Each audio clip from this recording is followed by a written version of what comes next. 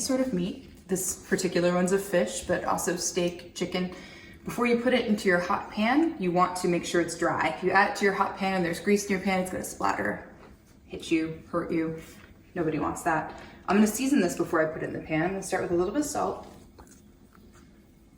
Okay, evenly sprinkle that. A little bit of pepper. And then again, I'm gonna add an herb. Herbs just add some flavor.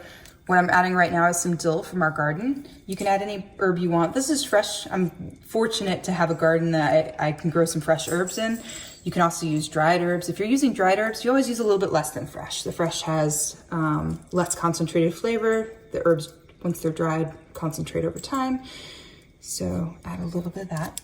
Next, I'm gonna put this into a pan heated to medium heat.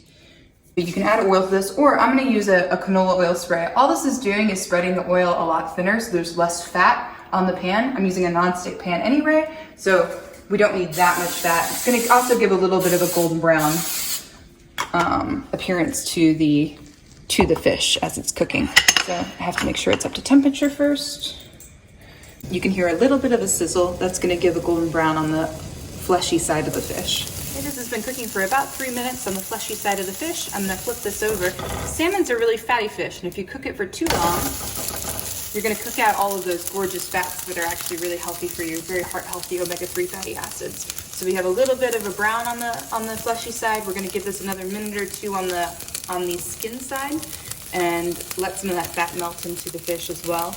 And then we'll pull it off the pan, and we'll be ready to serve dinner. Our fish has been cooking for another couple minutes. It's now finished. One of the ways you can tell is you can use a fork to attempt to flake it. This is already flaking on its own. Fish will stick together when it's not done. This is actually a little overdone on this side. It's okay though, because I'm eating it. It's not being served at a restaurant or anything. I'm gonna finish this with a little bit of lemon juice. This is going to help absorb some of that acidic moisture in. It's gonna be a good balance with the fat and the dill, as well as the salt that's already on there. I'm gonna let that cook for just a second. I've already turned this pan off. Then we're gonna pull this off and plate it, and we'll be ready to eat dinner.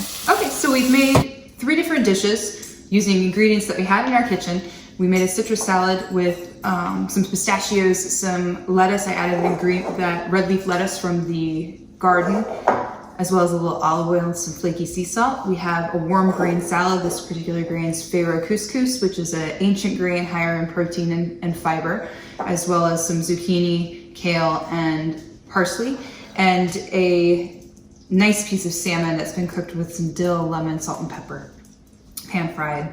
We're gonna go ahead and plate this. We don't normally plate our food, we just dish in, but given that we're here at home, we put such effort into making such a pretty meal, go ahead and put this together. I have a lot of respect for the food that we eat. So a lot of thought goes into what we end up making as a meal.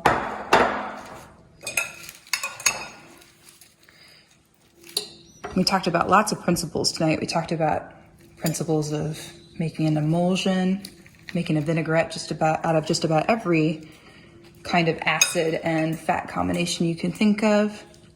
We talked about the difference between a chemical reaction and a physical reaction, and how that affects the nutrition of our food. Put a little dill sprig in there. I like that.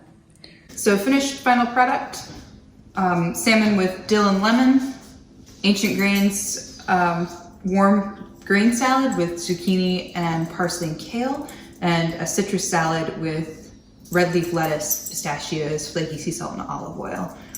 We're about ready to eat.